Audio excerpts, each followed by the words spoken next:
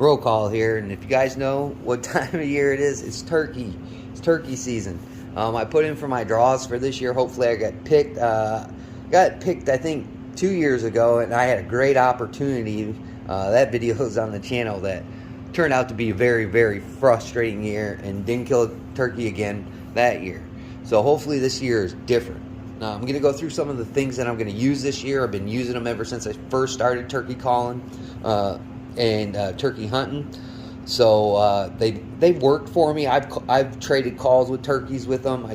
I haven't been successful.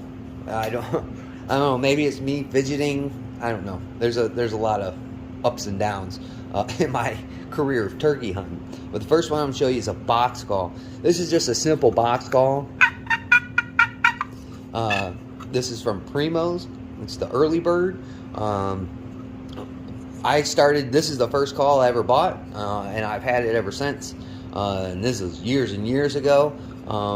I've gotten pretty good at it for the most part. And then I kind of stepped up and went to a box call. The only thing I don't use is a mouth call because previously I had a really busy life. I didn't have time to mess with them. I sold a lot of them when I was at work. At the store, but I just never had time to do it. So I started using pot calls. This is a potluck from Flextone. I broke the stick last year, not paying attention, and it was in my vest, and I sat on my vest and it snapped, so I had to buy a new stick for it. But the reason why I bought this one, even though I do use the HS, is because it's waterproof. And when that one got wet, it's pretty much useless. And again, I don't use a mouth call. I haven't practiced with one. I'm going to have to get on that sooner or later. So I bought this one, and this one worked well. Again, I broke the stick, so I had to go out and buy another one. They sell these individually. This is a Woodhaven, if I can get it in there right. This is a Woodhaven, a yellow hard ninja stick, I think it is. So I use this call for this one. It's not bad. These pots need to be seasoned. But it just makes a different tone. There's a lot of different strikers that make different tones, different sounds turkeys make. So I bought this one just because it was waterproof, and it's worked. It's worked. So I bought this one. I also carry this one at times if I know it's going to be a nice sunny day. I'm not gonna mess around with any weather. Back in the day when I bought this, it's because again I was learning how to turkey hunt. And not a lot of my friends turkey hunt. None of them, basically. But I was like, well, these guys don't turkey hunt. They know how ins and outs of turkey hunting, but they don't do it. They don't use calls. They don't hunt turkeys. So this one gives you a little bit of a reference on how to do each call, whether it's the yelp, the purr. These calls need to be seasoned pretty bad. There you go. A little purr. And then the cluck is really hard. I might have to take it off. Yeah, because I got to scratch these up pretty good. But just a cluck. Again, this is, if you're starting out turkey hunting, this is a good way to learn. Gives you kind of the techniques. And then, again, when it rains, and I get caught in a brief shower or something that sneaks up on me, since I am on the lake, man, you never know what's going to go on. This acts as a pretty good cover. I can put it in there and then turn it over, make sure it doesn't get wet in my vest, or put it in like a little baggie.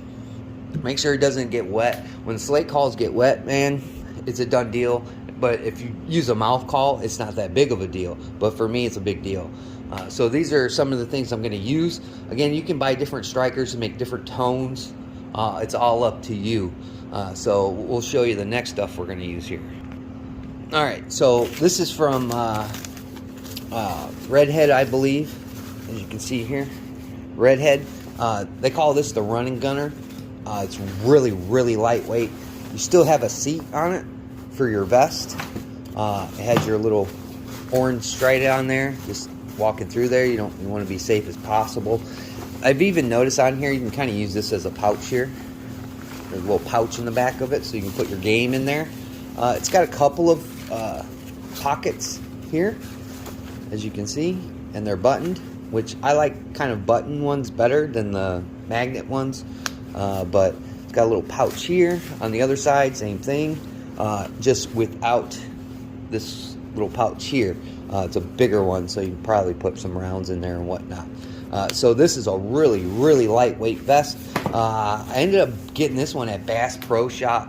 I got a couple of gift cards for Christmas, and I went out and bought this one because my other turkey vest had broke, that we're going to look at here. Kind of try to fix it to the most part because I really like that vest. It's really comfortable, but there's just drawbacks to it when it's broke. So I bought this one to kind of fill in the position in case I just want to take a call. If I want to take one call, and of course, you know, crow call, or this is an owl call right here. Again, this is from Woodhaven here. If I can get it in there, it's a custom call. This is an owl call. Take this and a pot call, or a crow call, one of the two, to catch a gobble, and that's all I'll carry along with the shotgun. They call it running gunning for a reason. This is so I can move faster. If I have to get up on turkeys, if they're still in the roost, I can try and get to them as quick as possible. I really like this one, other than the straps. I wish the straps were made differently. I don't like this cross-section strap business here because it doesn't quite line up the way I like it. That's about what you get, man. I don't like that. I don't like that so much. The clips on it are pretty good for the most part, but they are plastic, and I'm really skeptical of that because, you know, plastic stuff is not as great as it once used to be. I think there's better technologies, but I digress. So it's got two clips here for the top and bottom. Clip you in there. Take a look at the seat real quick. The seat is buttoned, as you can see here. It's buttoned, and then you pull it down, and that's where you'll sit. This will go under you like that, and it gives you a little cushion to make it not so bad when you're sitting down, hopefully waiting for that gobbler. I don't smack the camera. So that's an option if you want to do some running and gun turkey hunting. This is one of the options that you can go with. Again, really lightweight, really compact. You can pretty much fold it all up, and you know, you can store it away. Like I can store this in my truck, in my my little toolbox I got in the back of the critter getter, man. And then when I'm ready, just pop it out, boom, take it and go.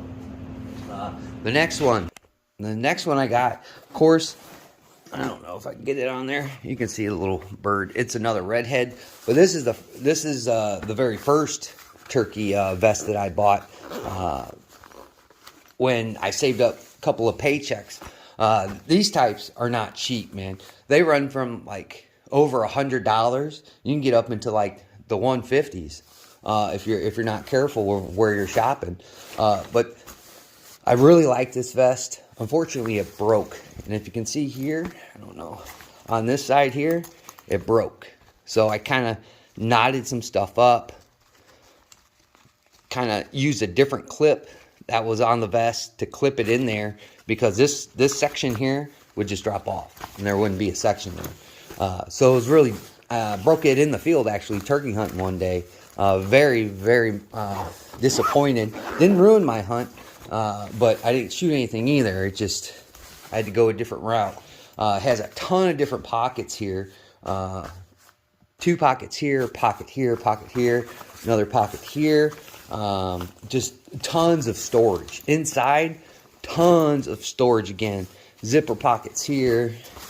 Got here where you can put a couple extra rounds. Or, see, right here, I have my hearing protection. I want to put in some hearing protection real quick to make the shot. I mean, there's tons of pockets on this thing. And then here is the seat for it. As you can see, it's dirty because I've been sitting on it throughout the years. And it sits out like a lawn chair. And I really like that. See how that grips up? And it broke right here, if you can see it. It broke right here, so I had to kind of string this back up and through there to get it to kind of work. The seat gets a little janky on this side. Still works, though. I mean, I don't have a ton of money, man. So it is what it is. Flipping it over here, make sure I don't slap the camera or anything. On the back, really like the back setup too.